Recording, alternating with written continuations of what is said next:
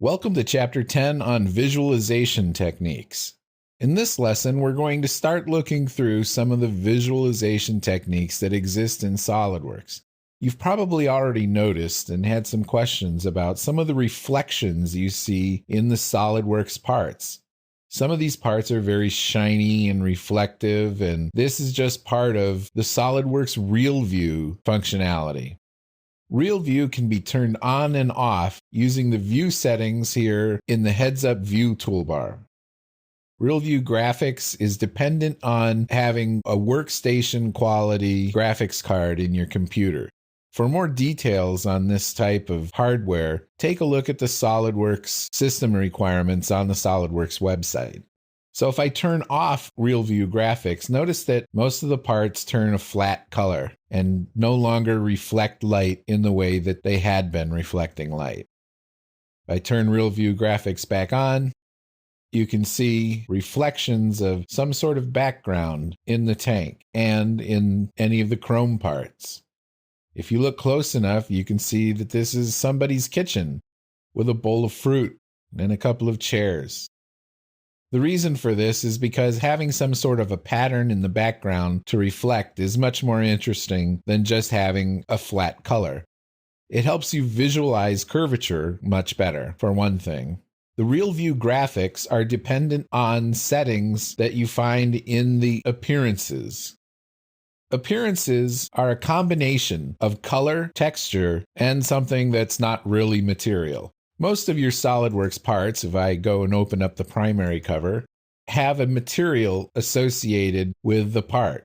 This is a material that's used for all sorts of property assignments. So if I edit the material, I can select a steel or an aluminum or titanium or whatever. And along with that material, there is an appearance that's associated with it. And there are also certain properties for density and finite element type properties. Also, crosshatch for drawings and other types of custom properties that can be assigned to the part when the material is assigned to the part. So when a material is assigned to the part, it assigns an appearance. But part of the appearance is in itself a material. So the white high-gloss plastic is really just meant to be the way it looks. Just this material name within the appearances doesn't necessarily have anything to do with the material name that you find associated to the part. So the appearance is really made up of color and texture. You can apply a material by dragging it from the appearances panel onto the part. When you drop it, you have the option of applying the material to the entire part, to just the body, to just the feature, or to just the face. The appearance filter applies that appearance to every other place where the appearance was used that was on the particular face selected. Let's get a different type of appearance here. If you hold down the Alt key while dragging and dropping an appearance, then SOLIDWORKS immediately enables you to edit the appearance. So the types of things that you can edit are the color and the mapping of a particular surface finish or texture.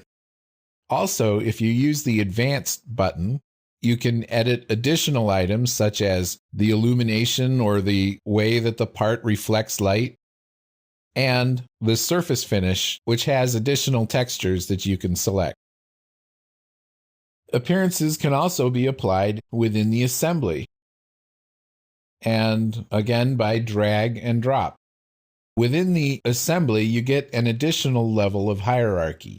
In this case, it's the component, which means this instance of this part within the assembly, the entire part for every instance of this part within the assembly, the body, the feature, and the face. In some cases, selections may be the same. For instance, the feature and the face, in this case, are the same. The body is not the same as the entire part because the entire part covers the gas cap as well. SOLIDWORKS keeps track of the appearances applied within a part or an assembly using the Display Manager. The Display Manager is this tab in the Feature Manager area. The information presented here may seem daunting, but it's extremely useful when you're trying to figure out or change the colors on a part or within an assembly. The display manager has 3 areas: appearances, decals, and scene lights and cameras. Let's go through the appearances area first. Within the appearances area of the display manager, you can sort the appearances on the model in one of several ways. You can use history, alphabetical, or hierarchy. Alphabetical seems self-explanatory. The appearances should be listed by their alphabetical name, which explains everything except why the red neon tube comes before black.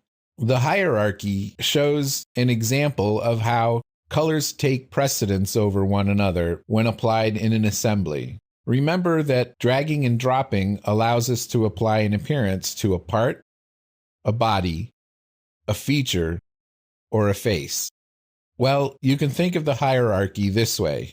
You can assign a part color to any part, but if you assign a body color, that body color overrides the part. Feature color will override the body color, and the face color will override the feature color. The component color, it turns out, will override everything. This is only available in the assembly.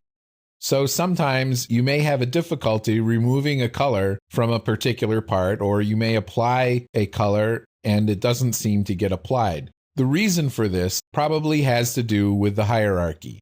If you are applying a part color and the part has been colored by selecting faces, then you're going to have to remove the face colors in order to see the part color.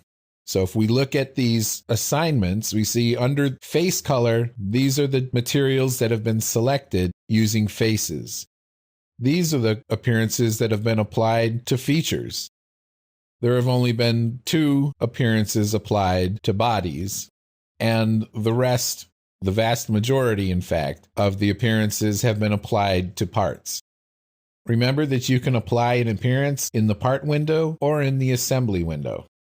For example, if we look at the tail light on this part, the tail light is made in the same part as the rear fender.